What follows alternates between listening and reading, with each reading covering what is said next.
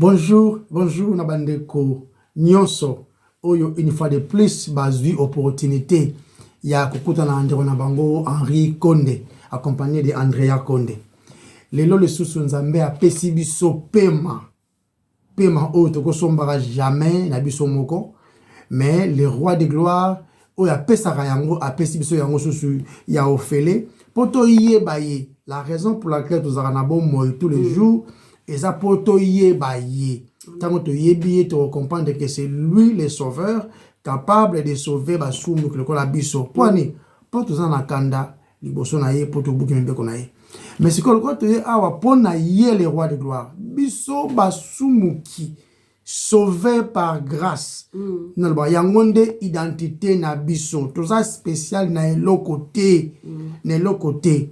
Toza ko na gratitude parce qu'il abiki si basumu que le biso.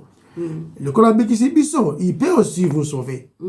Car kananzela, il y a la prédication au ezali malobanaye, nde memi lobiko, nde memi kondima, afin que muta cha confiance na ye total en Christ. Liboso na ye to pusani na libondeli parce que yende abongi na révérence. To bondeli nzambe. Yahweh to pesio merci parce que nani aza lokola yo. Nani koki kokela partant de rien. Ce qui yote. Nanyango aebaka suka avakutu yango ebanda. Yali kambu nyonso. Ozali nzambe. Yonde ozali concepteur ya nyonso. Même les plans ya ko racheter basumu kiloko la biso euti na mutu wa mutute. Euti kaka epana yo moko. Pona komi mapeka gloire epana yo moko. Oh kolo. Zwana yo masanjoli. Zana biso elongo tango tozo mema maloba na yo. To simba yango avec bokebi. Parce que ça maloba ya yo mokeli. O personne ko yo ka Père éternel. Disposer mete manabango. Même conscience na bango. Ezala concerné de telle sorte que et mabatnarko kanisa. Et ma réflexion pepe sa compréhension. Afin que balela na yo mokonzi. Oyo personne ka mobikisi. Parce qu'en dehors na yo, mususu azana été. Sungabiso Père éternel, afin que yon moko nzambe ozala glorifié na nyonso. Nena kombo na yo Masia Yesu to bondeli. Amen. Amen. Amen. Amen. Amen. Voilà. Lelo le susu to pusani parce que lelo za leko la ça qui est série na biso ya suka pona livre ya Romains chapitre 1. Romains za munene. To ba ki la phrase za li fondation. Elle est fondation. Donc, vous avez l'importance de comment ça va mire. Si la fondation n'est pas bien posée, il faut fondation et zala. Les amours tous allez poser. Alors, le temps dans le livre Romains chapitre 1er, tu m'as dit les trois derniers versets. Comme on a verset 30, hein? Tout le temps à 30 à 31. 30, 31 à 30. Tout le temps à 30 à 31. Toujours continuer car autobandaki la fois auto la fois passée. Ouais, j'ai verset sur ça combien? C'est verset 31 à sous 14 verset 32. Et celui qui n'a 32. Na 32. Et celui qui n'a 32. De temps à 30, 31, 32. On est surtout cas. Comme ça tu bandine toko développer sériango. OK. Na bandine verset 30. Rapporteur, autant soit commis balobi de mauvaises mœurs. Ouais, ba songi. Yeah.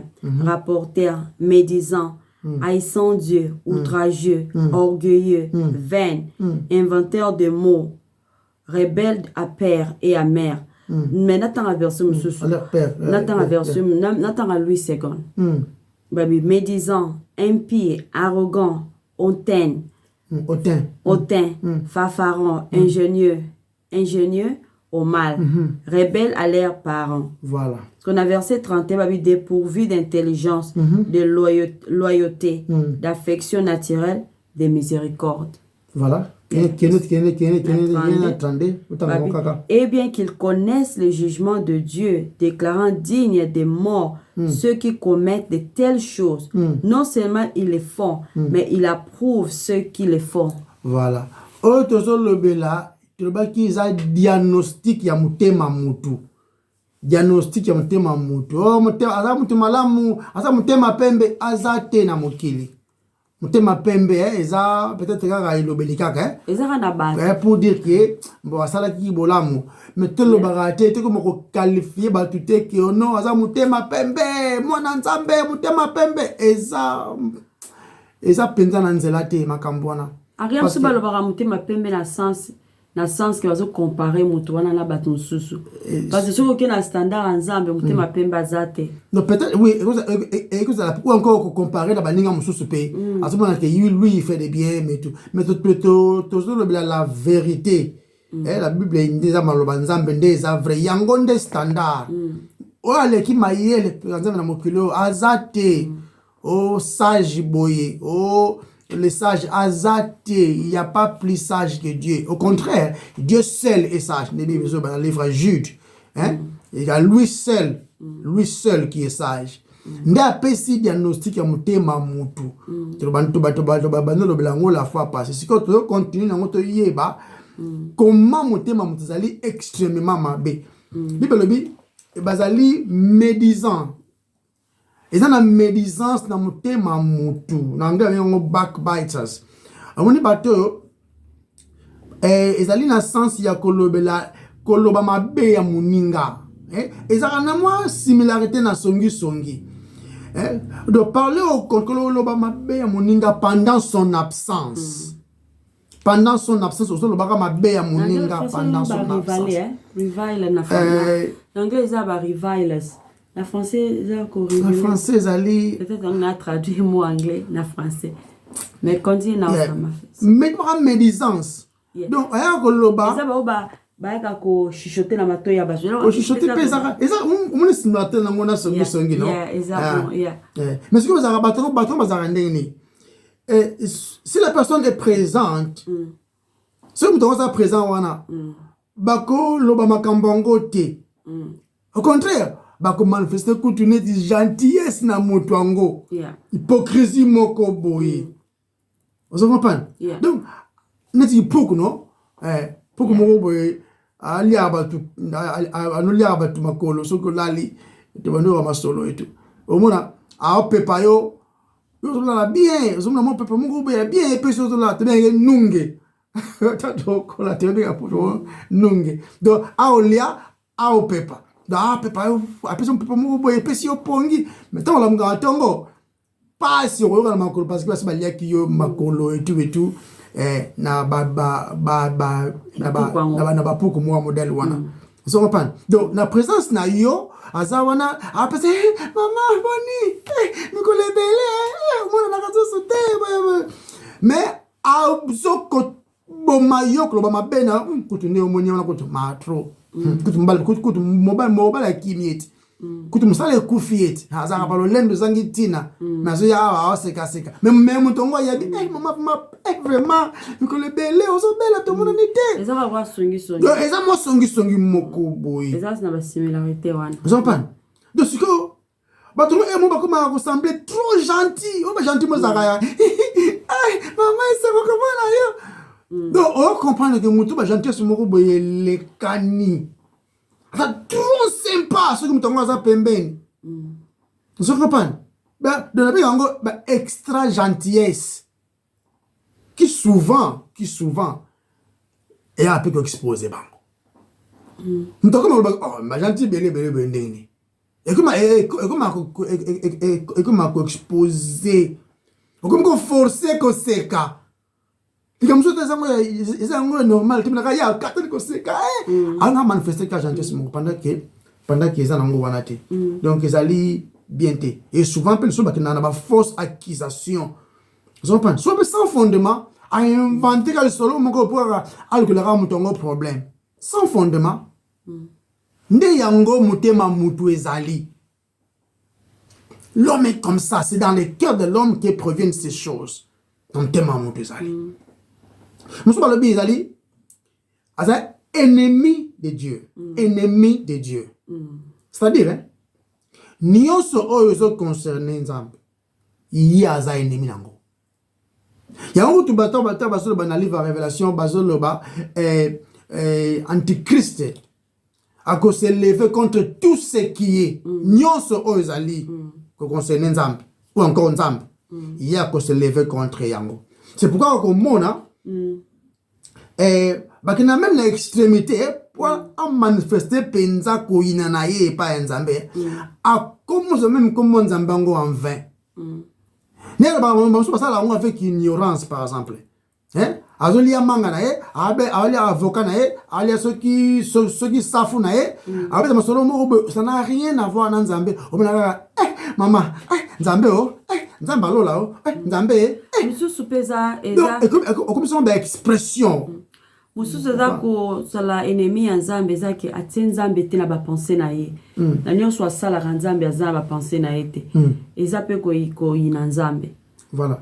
Donc siko Makambwana ce que naturellement le cœur de l'homme nde yango ezakuna na mutema mutu bolingwa nzambe ezate dans l'homme naturel. L'homme charnel ne comprend pas les choses spirituelles. Parce que totale toke na histoire ya Noé avant de l'Igéa Bible zolobake baza kolia baza komela baza kolata ti mokolo o deligéa que c'est-à-dire marion soit ko sala bien ma bébé baza ko sala nzambe azali na ba penser na bango te baza ko vivre séparément pe individuellement na nzambe donc nzambe azala kité et ça peut une façon moto ayini nzambe olamuki na tongo sala okiko sala okio lali olamuki pe na tongo sala nyonso okiko sala nzambe azate et ça rébellion pour Bible so ba malheur aux enfants rebelles malheur aux enfants rebelles qui prennent des dispositions encore qui font des projets sans me consulter. Ça rebelle parce que ça m'a comme on dirait 24 heures yo mto sali yango. Pendant que ba péché yango ko pesa il faut dépendre na mo pesi wana. Voilà un peu wana ça moko ya caractère ça mtemo moto. Tout ça pas mususu chéri et ça n'était et ça le bela violent. Le baté moi quand vous concernant la violence dans les caractères de l'homme. Na verset mususu na version so alobi yango arrogance ou bien orgueilleux na Romain en atangi na 30. Arrogance na français na anglais is a proud. Arrogance is a mutu oyo aza ko croire supérieur aux autres. Mutu wana azana ba sentiment moko de supériorité oyo personnel. Le blasco ni arrogance hein? Arrogance, supériorité. Pe aza ko considérer baninga avec mépris. Aza na fierté, aza fier na ye moko, fier de lui-même. C'est fiant aux choses matérielles. Mais Yesu alobi que biloko oyo ba orgueilleux façon bazo se comporter eza masumu oyo eza ko wuta na motema ya mutu pe yango eza ko essuyer mutu donc ndaki to tanga ba verset mususu pour sunga biso mieux comprendre na psaume 94 verset 2 en Karina sur psaume 94 verset 2 psaume 94 verset 2 le biboy lève-toi juge de la terre pour rendre aux orgueilleux selon leurs œuvres. Donc, orgueil nyonso wana wuti na motema mutu. Donc, appelle la psaume 101 verset 5. Biba acte nyonso ezala juger devant Nzambe. Voilà. Ateza juger te sikoyo, eza juger na deuxième arrivée à Christ. OK. Celui qui calomnie, psaume 101 verset 5. Celui qui calomnie en secret son prochain. Je les réduirai au silence. Celui qui a des yeux arrogants, un cœur enflé, je ne les supporterai pas. Donc Dieu résiste aux orgueilleux. Il fait grâce aux humbles. Pe salina biso il faut na muta assimiler, muta connaître que kaza mosumuki azana besoin à sauveur. Sauveur wana eza Christ. Tant muta zo croire kaza bien, yango tozo benga orgueil. Ozo croire que nzamba ko accepter yo pour ndenge se comportaka na ba œuvre bonne yo salaka. Wana eza orgueil. Misala na yo ndeze justifier ka croyant que yo leki batu parce que vous avez besoin à nzambe te yo moko ki ko se justifier devant ye na ba œuvre na yo eza une façon ko mutazala orgueil d'autant appel na Ésaïe chapitre 2 verset 12 balobika il y a un jour pour l'Éternel des armées contre tout homme orgueilleux et hautain contre quiconque s'élève enfin qu'il soit abaissé. Nzambe a résisté à jamais à orgueilleux. Non, a résisté à na ba orgueilleux. Mais ça la grâce na ye. na ba humble. Donc ceux qui toza na ba orgueil na mitema na biso, il faut to reconnaître yango, to confesser yango devant Nzambe, et par là to reçoit merci, grâce et miséricorde ya Nzambe. So nanga insister lo moko awa, please na rebi que to non problème, tu peux insister. Tu dois insister awa. Faut te comprendre c'est quoi orgueilleux, c'est quoi humble. Orgueilleux la kisi de mto alati chemise ya chima peka boye likolo atambola yango te orgueilleux. Bien telemi acha maboko na poche, ne balu bacha bango bamba bango caché wana ba orgueilleux parce que mto telemi acha maboko na poche azo frimer to ba ngala ko frimer. Yango te orgueil en réalité. Humble pe ele bete batwa zaka azolo ba achima boko boy moni na motindo wana papa moni tozala na bokebi to kitisa yango te humilité en réalité yango te humilité. Humilité ezali ko se rabaisser devant l'autorité établie. L'autorité établie qui est Dieu. Par exemple, mutu akozala par exemple, mutu a pimela ki yo lipa lobina pokwa a pimela ki yo lipa yo le lendemain na tongo ozi mapa ebele yo moko mutu wana a pimela ki yo lipa ozana ba droit nyonso ya ko pimela ye lipa ozana droit aye abisi ndeko na nganzala pisa nga lipa yo so pas le beke no apia ote pa lobe pisa nga lipa te o a raison so ma bête so ma bête pa pimela ki yo na ndenge ya raisonnement mondain. On parle. Abia ya kabate ngape na pesa epete. Mais nzamba lobi kozonga sama bele mabete. Par exemple. Nzamba lobi so muninga no sana nzala pesa ya kolia. Donc bien que na bonga moko na bona ko pesa yo lipa parce que opimela nga lobi. Mais parce que je me soumets à l'autorité qui est devant moi, oh et parce que na linga ennemi nanga. Et le but qui n'a pas ça moninga langa pe ya kolia.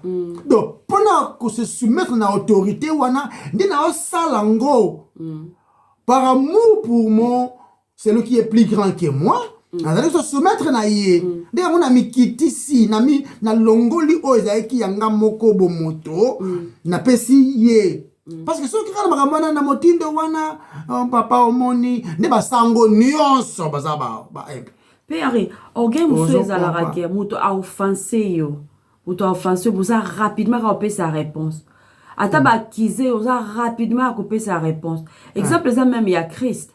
Tant on a qui accuser falsely, is of anglais. Yeah, accuser d'une manière fausse. Azaki innocent. Tant on a qui accuser la biloko zaki mensonge. Azaki apesa qui réponse te. Na oyo nyonso azali ko lobale ba question nyonso azali ko poser na oyo eza vérité azali ko pesa réponse muto apesa la réponse na nyonso azala na raison azana tort apesa réponse rapidement pour ko se défendre eza une façon ya orgueil mais ça makamsusu muto ko saloma be ozala besoin te kaka ko se justifier okipe ko se yo moko loba na yo moko parce que Dieu amona ramtema na biso okyo loba na yo moko na ko pona na limbisa ye pena na move on. Quand on se sent babi ko overlook offense. Yeah, donc talongo bi le osa offensé mais o ignorant mon kaka oponi o sali choix yako senga yako limbisa. Pe mutoki ko lobelo ko moko boy oyo et sepeli siote kati na yo senti oki kanda na moma wana obi ke daza faible pour na fongoli mnokonanga na lobelo ko moko oyo na kosumuka devant Nzambe o garder yango. Et puis on va donner au salon pour la te batumbola kingai. Na mona ngo pe mingi na bana par exemple asali lo kwa mabezo ngo corriger rapidement ça a besoin qu'on se défende ata za na raison asaka na besoin qu'on se défende ko pesa explication na nyonso eza une façon ya ko lakisa orgueil kata motema ya moto.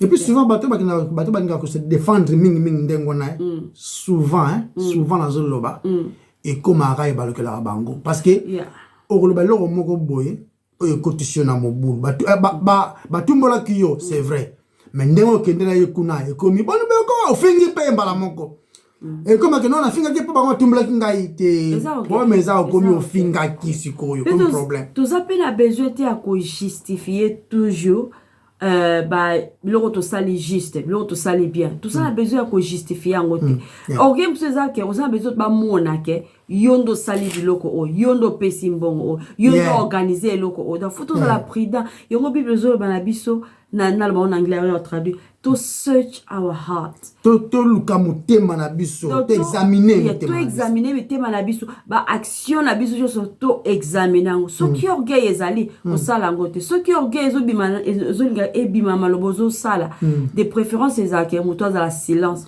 parce que nzambe atalaka oyo eza na motema otalaka ba intention na biso et surtout ba intention oyo eza examiner te ezalaka toujours na orgueil mpe soki nini osala tant oza na orgueil obimisi yango na ba action to na maloba siko o sentir que o sali mabe o sentir que ozaki na orgueil mon lobaka ke loko moko o justifier yo po o sentir sous conscience na eza libre o sentir te que salaki makambo na orgueil o comme on va peut-être ba action na sali eza bien eza bonne et c'est pesant mais pour na ça on a battu mais ezaki déjà au départ na orgueil il faut que ça na mona rencontre au mona na ba émission au mona na télévision batu moko boy donc ami yambeli côté humble ye moko déjà on l'a azu micro ngai na ye na milabino ba émission na milabino ba information votre humble serviteur il y a peu de temps que le batté jamais comment votre humble serviteur ezalaka te ezabatu ni fois mo yo moko le humble serviteur yesu ko taske ko lo bongo te mais dindengo zo me ma vie na yo ni batu bakomona humilité ni batu bako proclamer yango bakoloba moto aza humble et wuti te na yo moko eza orgueil ya moto abibenga humble eza orgueil on va la télévision votre humble serviteur solo barango fotika c'est que la orgueil on dit ba ko betelo maboko ya malamte eza bien te donc moi tu le bel plus mo caractère ya mutema mutu ya Romains 1:30 côté monsieur bi besoin le ba na mutema mutu ça na violence ezali capable de causer des damage donc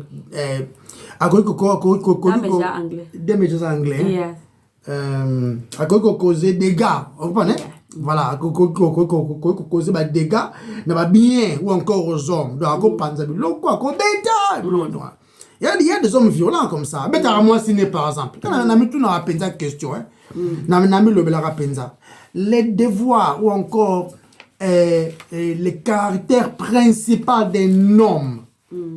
Là, je parle de tout homme. C'est de protéger la femme. Et on a ça, on a moi si personnellement. Est-ce que mon ça parce que y a supposé à protéger moi si wana. Parce que au moi sinon aux amas non, soit dans le belo il y a boété. Na so simba kamas na ndoto bezo beta kamas na yo. Oza impoli, atinda magate, aza insoumise. Monsieur on sa insoumise azali otinda ma. Bibe soumission na marambo ya otinda mate. Faut tango bien.